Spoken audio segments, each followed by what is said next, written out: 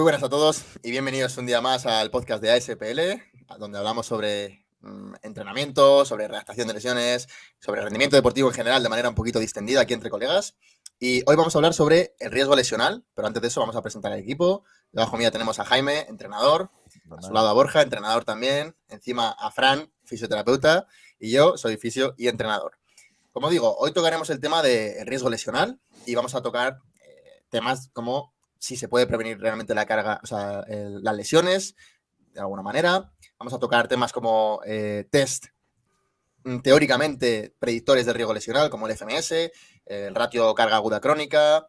Y bueno, también hablaremos de qué podemos hacer realmente a la hora de intentar prevenir o reducir ese riesgo de lesión. Entonces, sin más, vamos a comenzar si os parece y empezamos hablando de ¿realmente se pueden prevenir las lesiones? Fran, tu turno, dale calla.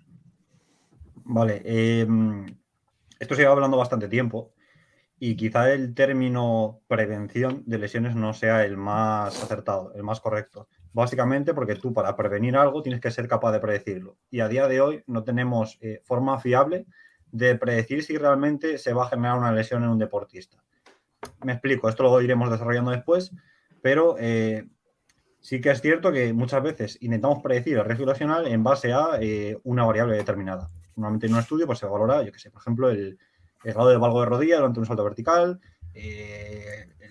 la cantidad de carga que tiene un atleta a lo largo de la semana, la relación entre carga aguda y carga crónica, el déficit de fuerza en X musculatura, si se mueve de una forma o se mueve de otra, pero luego no son realmente test suficientemente sensibles y específicos como para detectar de forma indiscutible a aquellos deportistas que se van a lesionar. Es decir, me van a dar muchos falsos positivos y muchos falsos negativos. Entonces, al no poder predecir si se va a generar esa lesión, no puedo hablar de prevención a la hora de aplicar una estrategia y que mi atleta no se lesione. Es decir, quizá no se lesione por puro azar, ¿sabes? Simplemente por interacción de factores que no estoy teniendo en cuenta.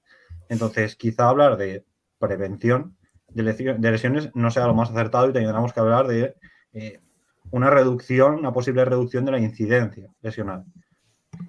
Efectivamente, me gusta eso, una posible reducción de la incidencia. Es lo que tenemos que buscar. Ahora hablaremos si realmente podemos hacerlo de una manera realmente muy cuantificable o no. Bueno, antes de eso vamos a seguir con esta primera pregunta. ¿Se pueden prevenir lesiones? Borja, ¿qué opinas de ello? Yo creo que sí, pero no. Que sí, en gran medida podemos hacer cosillas, que ya hablaremos posteriormente, para intentar prevenirlas o que disminuya el riesgo de lesión, como ha dicho Fran. Y no, porque nunca va a ser una ciencia cierta. O sea, hay estudios que evidencian que una mejora pues, de la fuerza muscular puede ayudar o puede prevenir el riesgo de lesión, pero esto no va a dictaminar que no haya lesión. Y más encima cuando hablamos de un deporte abierto, un deporte que sea, por ejemplo, acíclico, que intervenga más factores, ya simplemente pues un adversario o que entre en juego situaciones que no la podamos controlar y ni sea un entorno controlado. Entonces, bueno, pues yo creo que sí, podemos hacer cosas, pero nunca va a ser una ciencia cierta. Vale, Jaime. Jaime, ¿estás vivo? Jaime, Bueno, se ha quedado antes de congelado. que... Me cago en la puta. Jaime. Arranca, Jaime. Es que, para que no lo sepa, Jaime, el internet de Jaime a veces falla. Entonces, Sí, sí. eso es lo que ha A pesar pasado. de estar en pleno centro de Madrid, no entendemos cómo, pero es el que más falla de todo. Bueno, pues Ya, digo yo, antes de nada, mi opinión, ahora cuando estés te incorporas, Jaime. Bueno, yo estoy en este caso al 100% de acuerdo con Fran, con lo que ha dicho Fran. Realmente no podemos hablar de una prevención como tal.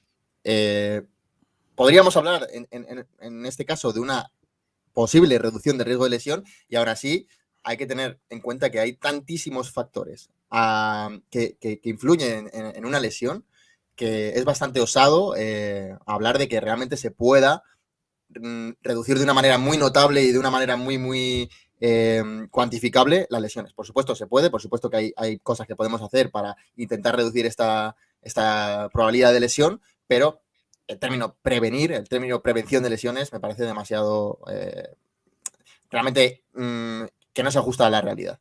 Jaime, ¿estás muteado? Bueno, ya. Vale. Vale. Bueno, pues yo opino, estoy bastante de acuerdo en lo que has comentado, Fran, y de hecho creo que realmente como tal prevenir es un término un poco bastante osado, ya que realmente prevenir como tal no es, no sería la palabra, como bien habéis comentado. Quizás a lo mejor puedes tener algo de menos papeletas si controlas más otros factores, pero como ha dicho Borja, hay que tener en cuenta que hay muchos factores que no controlamos. Mismamente, por ejemplo, en el caso de un jugador de fútbol de la élite, que es que no sabes lo que va a pasar. Es que igual hace un cambio de dirección, sprinta y le hacen una entrada que le mandan a Parla. Entonces, ¿se puede prevenir eso? Bueno, puede tener una condición física acorde y puede estar en un punto de la temporada bueno, pero de ahí a que se pueda prevenir, pues hombre, es complicado. Entonces hablaríamos más de reducir un poquito más esa probabilidad. Sí, a mí me gusta mucho eso, efectivamente, hablar de probabilidad. Yo cuando se lo intento explicar a mis deportistas hablo de eso, hablo de probabilidades, hablo de papeletas. Es decir, nosotros lo que podemos hacer es intentar, y repito, intentar reducir esas probabilidades que tenemos de que ocurra. Y obviamente hay muchas maneras para intentar hacer esto, por supuesto que sí, pero de ahí, como digo, a tener una seguridad de que vamos a evitar una lesión es bastante osado, bajo mi punto de vista.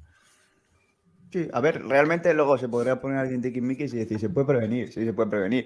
Vas a hacer una entrada en el fútbol y una entrada un poquito arriesgada y le hace daño al adversario. ¿Se puede prevenir? Sí, pues no te la juegues y no metas la pierna cuando lo veas un poco chungo. Pero claro, es que esas acciones a veces son totalmente decisivas.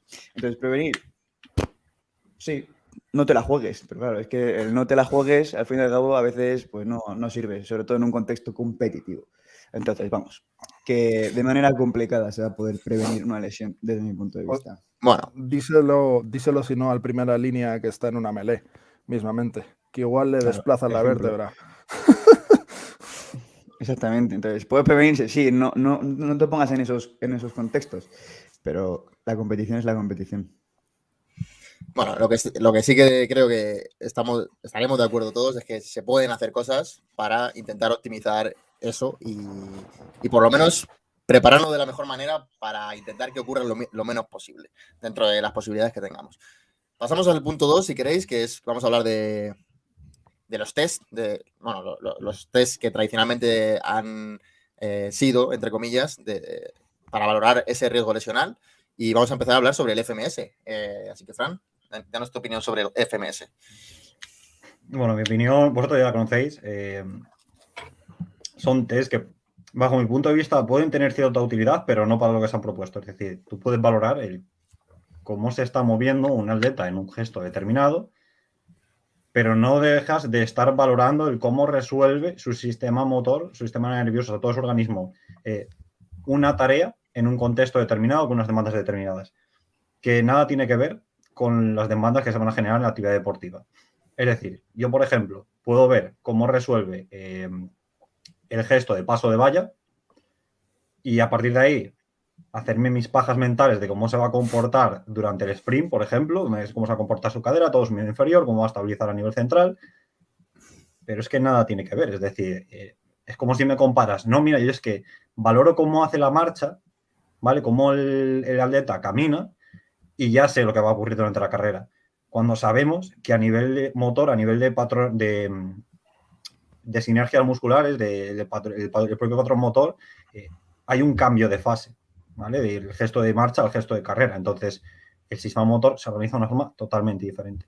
Entonces, ya empezando por ahí, es decir, estamos valorando de forma no específica cómo se va a mover el atleta durante su actividad deportiva.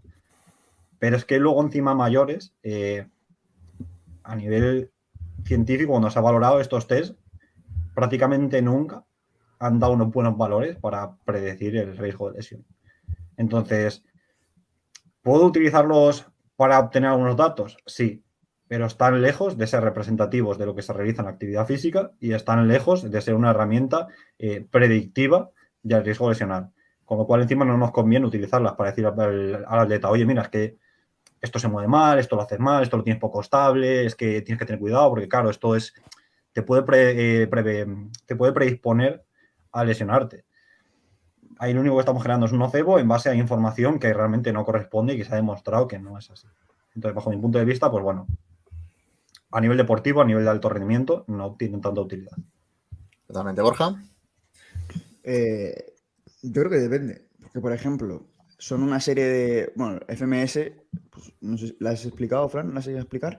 Creo que no. Son una serie de test, una serie de movimientos que se realizan y en base a los déficits que existan y que se salgan de un patrón que ellos dictan, pues se va puntuando en función de eso. Si hay algún tipo de variabilidad en el movimiento que se salga de ese patrón perfecto, que se supone que es perfecto. Entonces, cuanto más puntos tengas, pues peor.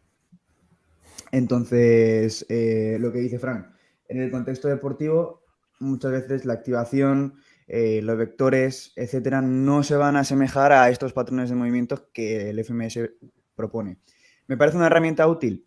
Pues puede ser útil, sobre todo para una persona que busque mejorar una condición física general y demás, para tener una visión inicial de cómo más o menos está esa persona en cuanto a movilidad y tal. Pero en cuanto al contexto deportivo, la mayoría de ellos no creo que vaya a prevenir una lesión, pero, por ejemplo, una sentadilla overhead, pues sí que puede tener y sí que se puede asemejar más pues, a un levantamiento olímpico o a un powerlifter, etcétera. Entonces, ahí sí puede tener más cabida y sí que se puede asemejar más al contexto deportivo.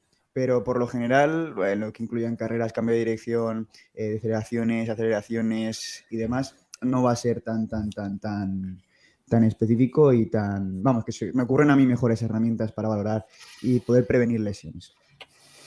Vale. Si me dejas puntualizar, Borja. Sí, yo también quiero puntualizar una cosilla. Dos cosillas. Dale. La primera, referente a, pues, por ejemplo, el tema de powerlifting, de sentadillas, que si puede tener algo más de transferencia porque al final son gestos a menor velocidad. Quizá no tanto, porque al final sí que se ha visto que a medida que aumentas la carga en un ejercicio se van a modificar las estrategias motoras que vas a realizar. Entonces, es que depende, obviamente, ¿sabes? Si vas a hacer un ejercicio con baja carga, pues quizás sí te está dando datos, pero la mejor forma de valorar cómo se comporta un atleta a la hora de hacer un gesto deportivo es valorar el propio gesto deportivo. De hecho, dicho lo que acaba de decir Fran, hay un ejemplo clarísimo, además que se ha compartido por redes muchísimo, de un tío que no sé cómo se llama, pero es halterófilo y es uno de los mejores del mundo, que en el test de overhead squat tiene todo positivo, o sea, es decir, lo hace como que da pena y en cambio, luego haciendo un snatch es uno de los mejores del mundo. O sea, que realmente, con ese ejemplo claro, esa persona teóricamente no debería hacer ese gesto, según el FMS, en cambio es uno de los mejores del mundo. Y por supuesto no se lesiona haciéndolo. Entonces, ya solo con eso se ve un ejemplo claro de que realmente en la práctica es mucho más complejo que todo eso. A partir de ahí, ya que estoy hablando yo, pues digo mi opinión. El FMS, personalmente, yo utilizo algunos de los tests, pero no los utilizo ni mucho menos para intentar prevenir las lesiones. Me parece algo que es literalmente imposible con eso. Pero bueno, sí que me da cierta información. Vuelvo a repetir, cierta información que luego en la práctica deportiva no tiene por qué ser muy, muy relevante, pero bueno, sí que me da cierta información para saber por dónde empezar a tirar, si acaso. Jaime.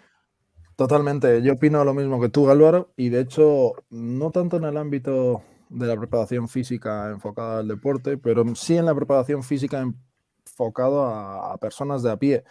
Puede ser interesante, no de cara a valorar ese riesgo de lesión, pero como bien has dicho, de cara a ver cómo se mueve, de cara a ver esa apuesta inicial de la persona que se vaya a poner en nuestras manos. Entonces, algo sí que puede tener cabida, pero en este contexto que estamos hablando de cara a la prevención de lesiones, no le veo mucho sentido. ¿Quién lo utilizas aquí? El FMS, ya he dicho, yo lo utilizo, pero no con ese objetivo algunos, ni de lejos. Yo también. Bueno, y de hecho, eso es, algunos, no el FMS, no el protocolo FMS, sino algunos de los tests. No todos y algunos. Sí. Es que es importante que quede esto claro, que aunque nosotros digamos o demos nuestra opinión sobre algo, como estamos diciendo, que no disminuye el riesgo de lesión y tal, es importante que no es que digamos, no, esto no se utiliza nunca, no es así, sino que a lo mejor lo utilizamos, lo variamos, buscamos otras alternativas, utilizamos a lo mejor herramientas o material que pueda complementar a estos test, pero que no somos nazis en ese aspecto, que aunque nos oigáis decir que no nos mola por ciertos factores, no significa que nunca lo utilicemos. A mí, pues Sí, pero hay igual que que a aclarar. Lorrital, lo utilizamos, pero con ciertos matices, claro. Eso es, o sea, sobre todo hay que aclarar que, o sea, yo vuelvo a decir, yo utilizo algunos de los test que se incluyen ahí, pero no utilizo FMS. Es decir, FMS no es un test suelto, no, FMS es un protocolo, es una marca y tal, y eso yo no lo utilizo. Eso es de lo que estamos hablando en principio bueno, que pues tenemos nuestras reticencias, por decirlo así. Claro, por ejemplo, yo no puntúo. Yo cuando hago FMS, bueno, FMS, algunos ejercicios del FMS, yo no puntúo, yo no pongo números. Yo veo qué está fallando, intento averiguar qué está fallando y luego me voy a ejercicios, a test más analíticos para ver qué puede fallar, pero no puntúo como tal. Vale, pues seguimos con otro test que sí que hasta, bueno, podría haber sido algo más fiable en cuanto a, teóricamente, en cuanto a la, digamos, a intentar prevenir ese riesgo de lesión, a intentar, no me saldrá la palabra. Bueno, básicamente es el ratio carga aguda crónica, ¿vale? Es un test que se ha utilizado bastante, más que un test es una recogida de datos. Y bueno, pues ¿qué opinión tienes, Fran? Vamos a seguir el orden sobre el ratio carga aguda crónica. Bueno, para que no conozca el ratio carga aguda carga crónica, está sobre todo desarrollado en deportes de equipo, en el que lo que se hacía era cuantificar con GPS la cantidad de distancia recorrida del atleta de forma aguda, es decir, a lo largo de una semana, y la comparaban con el ratio de carga crónica, que era básicamente el realizado a lo largo de todo el mes. Y luego, pues, si superaba ciertos niveles, se consideraba que, si no me equivoco, a partir de una relación de 2, si no recuerdo mal, ¿vale? Una relación, no sé si 1,8 o 2, Sí. se consideraba que ya había un riesgo de lesión alto. Es decir, porque al final tú, de forma aguda, estabas generando un pico de carga con respecto al background que llevabas. Es decir, a mejor background, en teoría, menos riesgo tenías, porque al final es más complicado doblar esa cantidad de carga. Pero si tenías un background más bajo de carga, al final hacer un aumento repentino, pues aumentaría el riesgo de lesión. Lo cual, pues, creo que coincido con mis compañeros que es algo quizá lógico. El problema que ha surgido, ¿vale? Es parecido en cierta esencia al del FMS. Es decir, FMS, por ejemplo, establece, bajo su punto de vista, un patrón de movimiento correcto, bajo su punto de vista, y el ratio carga aguda carga crónica lo que hizo fue establecer un punto de corte, ¿vale? Se realizó en base a estudios, pues, si no me equivoco, de fútbol australiano, no sé si había alguno de hockey o algo por el estilo, y a partir de ahí, pues, se vio, pues, a partir de qué ratio quizá aumentaban las lesiones. Si veis las gráficas, no hay un punto de corte tan claro en el que hasta antes de la relación de 2 el ratio de lesiones sea muy bajo y a partir del punto de corte del 2 se disparen las lesiones, sino que es un punto de corte más, quizá como han llegado a acusar haber utilizado un punto de corte arbitrario que le favorecía, ¿vale? Para establecer una relación y que realmente, pues, esa relación no es tan notable. Es decir, por encima de esos 2 puntos de carga había, pues, una gran cantidad de atletas que no se lesionaban y por debajo de esos 2 puntos de corte había una gran cantidad de atletas que también se lesionaban. Entonces, quizás otra métrica que no es tan fiable a la hora de predecir el riesgo lesional, que tiene datos interesantes y, por supuesto, al final un pico de carga repentino para un sistema que no está adaptado puede conllevar a que haya más probabilidades de lesión, pero no me va a dar nunca ese dato fiable. Frank, Borja. ¿qué es la carga aguda? ¿Cómo que es la carga aguda? Ya te lo he definido antes, Borja. Ya lo he definido. Esto práctico. ¿Qué contiene la carga aguda? La carga aguda o sea, la medición que se hizo en un inicio fue básicamente metros, o sea, distancia recorrida a lo largo de una semana. ¿Y la crónica? Y la crónica es la carga, la distancia recorrida a lo largo de todo un mes, de 4 semanas. Y luego establecía la relación. Pues si a alguno no le ha quedado claro. Perfecto. Yo, sinceramente, es otro factor más a tener en cuenta, igual que pues la calidad del movimiento a la hora de prevenir una lesión. Yo aquí tendría, pues, un poquito más en cuenta, más que el ratio, bueno, que viene a ser eso, pero la progresión que estamos llevando de la carga general del deportista.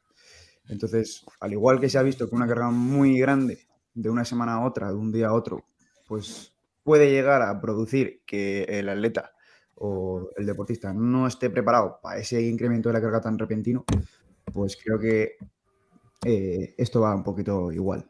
Que aunque puede ser que alguien lo tolere, otro no lo tolere, pero sí que va a ser un aspecto a tener en cuenta en esa progresión de las cargas que estamos haciendo y que pueda asimilar bien o no el deportista. Es importante, pero eso, que no, tampoco la panacea. Jaime. Yo considero que esto tiene que ser bastante individual en base al deportista.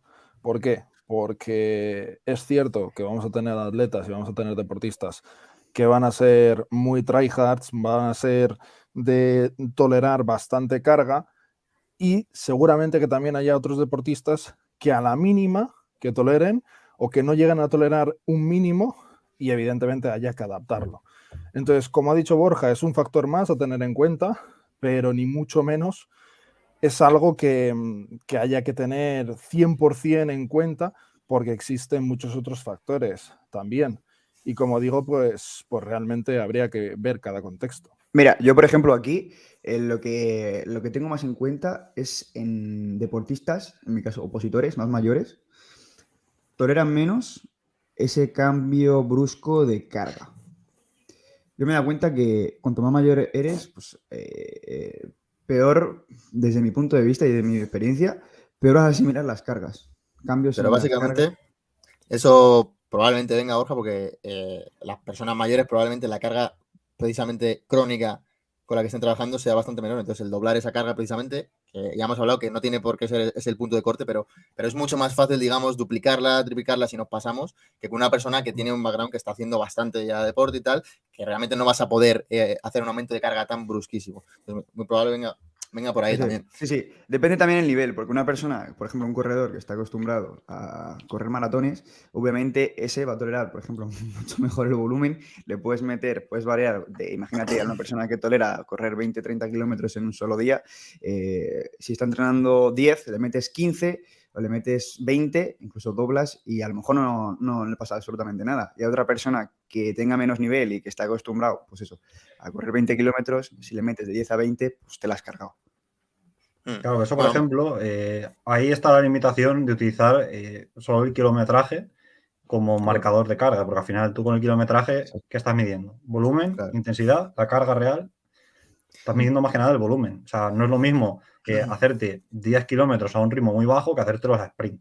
Exacto. Entonces, ahí están las limitaciones. Que se puede llegar a establecer un ratio carga aguda, carga crónica con una medida real de carga que realmente objetive, o sea, considere volumen, intensidad. Sí, pero volvemos a lo mismo. ¿Dónde pones el punto de corte? Difícil. Y sigue habiendo igualmente una cantidad brutal de factores que no vamos a poder controlar igualmente. O sea que, yo mi opinión es esa un poco. Sí que es verdad que me parece algo interesante a tener en cuenta, ¿vale? No esto en concreto, sino pues el simple hecho de hacer demasiada carga demasiado pronto, ¿vale? Que es lo que se ha dicho siempre, que acompaña, al final, es un factor que influye o que podría influir mucho en muchas de las lesiones, ¿vale? Pero como están diciendo mis compis, pues al final no deja de ser un único factor entre muchísimos que pueda haber dentro de una lesión. Entonces realmente no es algo que, bajo mi punto de vista, pueda darnos una información real de que vaya a ocurrir o no una lesión, ni mucho menos. Y luego, por otro lado, aparte de que sí que me parece algo interesante, estoy totalmente de acuerdo con lo que ha dicho Fran. Al final es un punto de corte como que podría haber sido otro, ¿sabes? Entonces, realmente yo me quedaría más con el concepto, que sí que me parece útil. Vale, sabemos que aumentos muy bruscos de carga no es lo más óptimo de cara al entrenamiento y de cara a preparar a un deportista, pero de ahí a decir que si me paso de este punto de corte me voy a lesionar y que si me quedo más corto, aunque sea un punto, no me voy a lesionar, pues es un poco tontería realmente, ¿vale? Porque como digo, hay muchísimos más factores a tener en cuenta que no estamos teniendo en cuenta aquí. Eso es. Mira, por ejemplo, en la carrera, para solucionar el tema este de que cuantifico el volumen, pero al solo cuantificar el volumen no tengo en cuenta la intensidad, tal.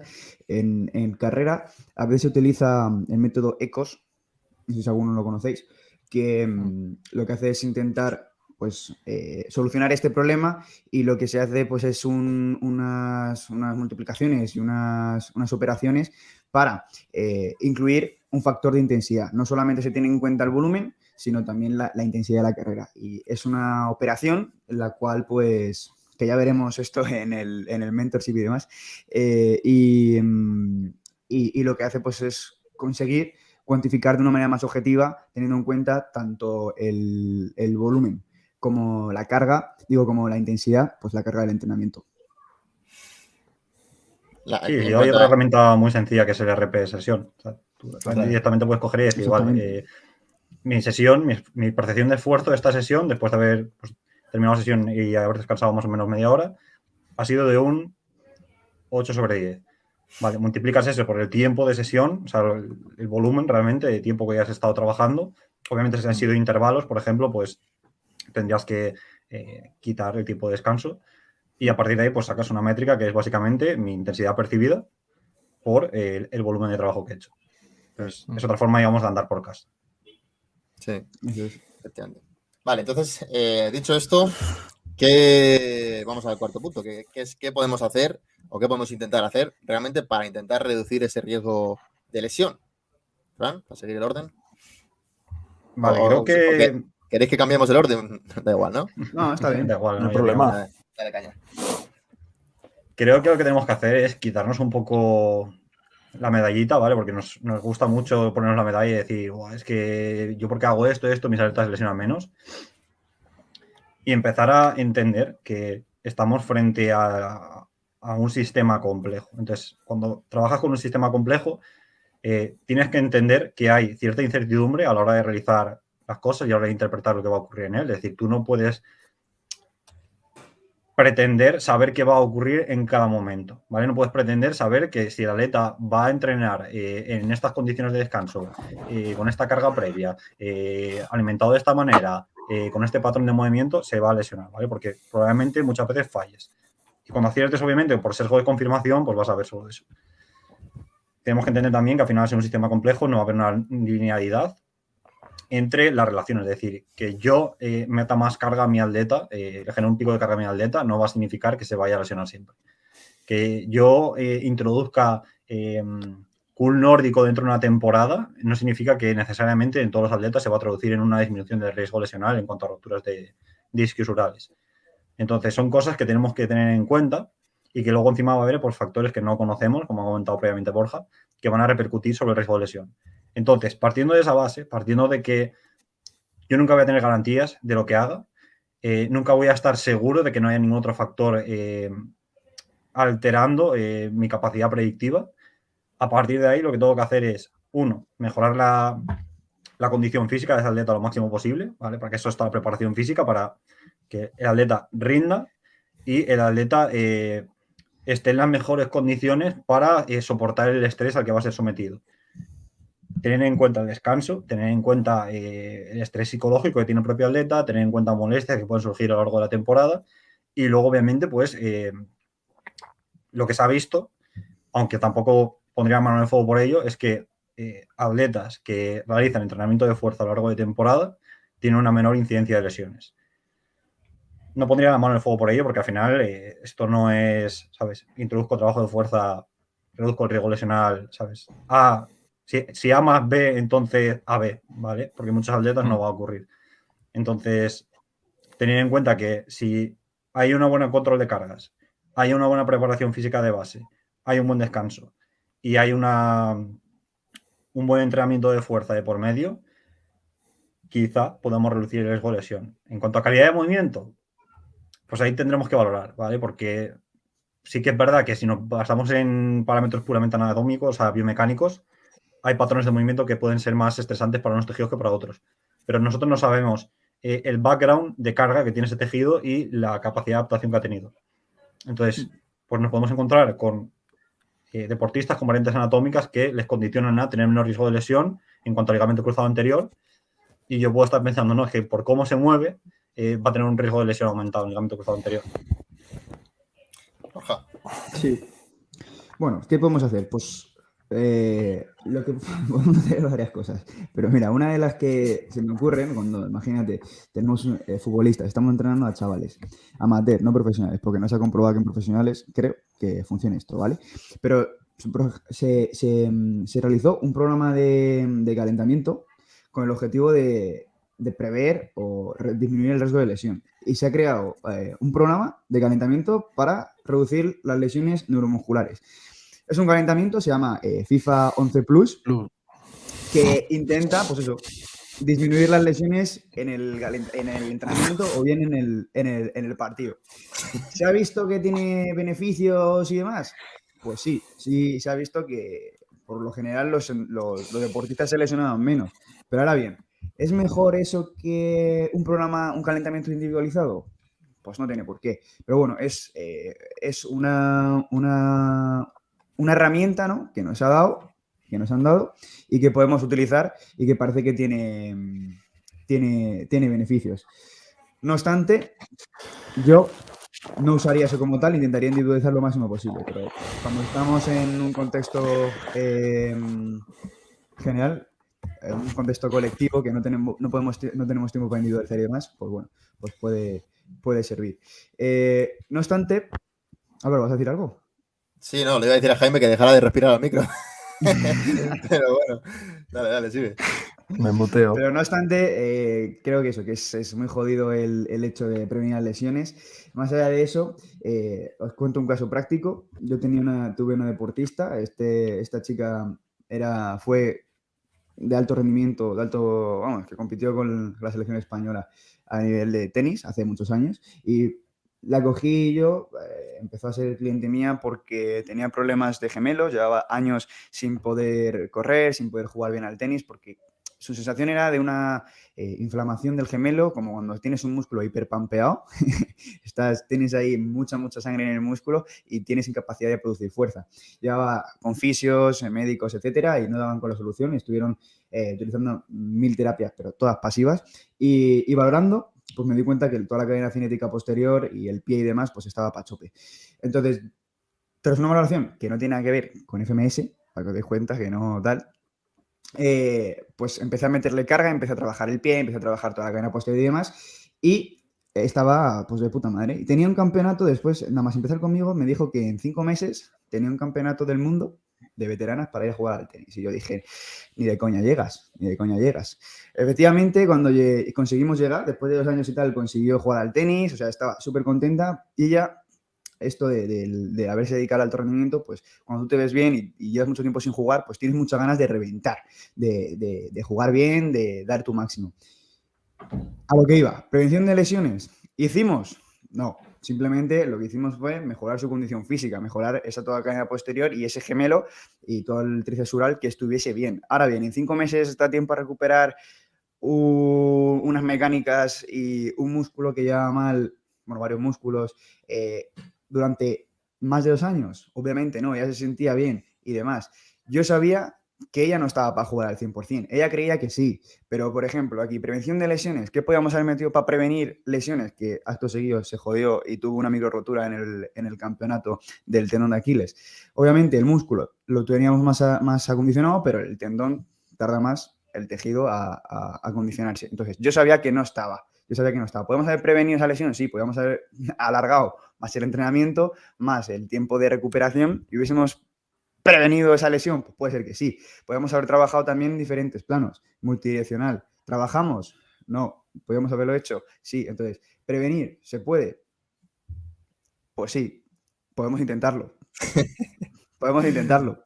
Pero Bueno, con Borja, la ciencia cierta no vamos a saber nada. Ahora, después de toda esta chapa tú no que se ha dado, sabías, tú sospechabas. yo sospechaba que Vale, podía eso- pasar, eso es. Pero ¿podía haber hecho más cosas? Sí, siempre se puede hacer más cosas, pero nunca vas a saber cuándo va a ser suficiente y si lo que has hecho es suficiente. Y sobre todo si lo que has hecho realmente es lo que ha provocado que se lesione o que no se lesione. Exactamente. Venga, Jaime, dale caña. Yo opino y estoy completamente de acuerdo con lo que ha comentado Fran. Creo que la preparación física tiene que ser lo principal de todo y la condición física del propio atleta tiene que ser la idónea.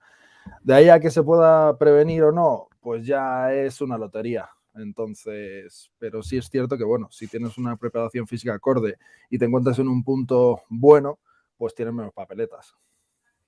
Vale, yo ya para terminar, voy a intentar recapitular un poco todo y, bueno, hablar de mi opinión, obviamente.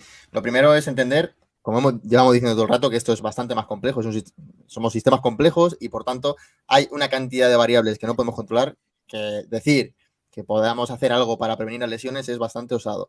A partir de ahí, a mí me gusta poner siempre el ejemplo de las porcentajes, de las papeletas que tenemos. ¿Podemos hacer algo para intentar tener menos papeletas para que ocurra eso? Pues bajo mi punto de vista sí, podemos hacer algo, podemos intentarlo por lo menos. ¿Y qué es este algo? Para mí, pues lo principal es prepararte para las demandas de lo que vas a ser sometido. Es decir, prepararte para las demandas, en este caso, del propio deporte y al estrés al que vas a ser sometido en el propio deporte. Eso para mí es lo principal. Si tuviera que poner en valor algo, lo número uno para intentar reducir este riesgo de lesión sería eso, sería preparar a mi atleta para las demandas a las que va a ser sometido o intentar hacerlo. Y para eso, por supuesto, tienes que conocer el deporte y conocer las demandas a las que se le somete al atleta. Más cositas, pues obviamente, si eres capaz de detectar que ese atleta tiene ciertos eslabones débiles, entre comillas, ciertas zonas o ciertos patrones o lo que sea, en los que suele fallar, en los que tiene ciertos déficits, entre comillas, pues bueno, trabajar ahí e intentar mejorar y fortalecer ese tipo de eslabones débiles, pues puede ser algo muy útil para todo esto, por supuesto. A partir de ahí, todo lo que sea mejorar las capacidades básicas, y por supuesto el trabajo de fuerza, bajo mi punto de vista, en la mayoría de ocasiones también, el hecho de mejorar la movilidad cuando esa movilidad es deficitaria también puede contribuir en esto bastante bien, y en general mejorar la condición física van a ser factores que, por supuesto, creo que pueden jugar un papel importante en la reducción de esas papeletas, digamos, de que te lesiones. Y algo súper importante que a mí me parece, que también lo han comentado antes, no sé quién, pero el control de la carga para mí es clave. Es decir, lo hemos hablado antes un poquito con el ratio carga aguda, pero no solo nos tenemos que fijar en la carga externa y todo lo demás, sino intentar de alguna manera valorar la carga interna a la que nuestro atleta está siendo sometido y controlar eso. Eso también me parece una variable clave. Y por supuesto, todo el resto de variables que podamos controlar, que por supuesto hay muchas que nunca vamos a poder controlar, pero todas las que podamos controlar en cierta medida, pues intentar hacerlo. Ya que estoy hablando del estrés, que lo podemos controlar en cierta medida, del descanso, de la nutrición, etcétera, etcétera, etcétera. Pues todo esto y muchísimas más cosas que influyen, que no podemos controlar, son en definitiva las que pueden influir en que haya o no un mayor riesgo de lesión. Bueno, pues un poquito ese sería mi resumen y mi punto de vista de todo esto. Y también un poquito también uniendo lo que se ha dicho el día de hoy y lo que han dicho mis compañeros. Por supuesto no he metido todo, pero bueno, eso sería un poquito mi punto de vista. ¿Alguien tiene algo más que añadir respecto a esto? No. No. Yo no. La has resumido muy bien. Todo correcto. ¿Todo correcto? Todo perfecto. Pues ahora, entonces, acabamos casi con 40 minutitos de podcast y nada, como siempre, espero que os haya gustado, gente. Poco más, nos vemos por aquí para la próxima semana y algo importante, cualquier cosa que necesitéis, etcétera, etcétera, pregunta por Instagram, ¿vale? Ahí es donde estamos principalmente, @ASPLiceum, ¿vale? Y ahí nos encontraréis si queréis preguntarnos cualquier cosa. Así que nada, gente, un abrazo enorme y nos vemos en el siguiente. Chao. Hasta luego. Chao.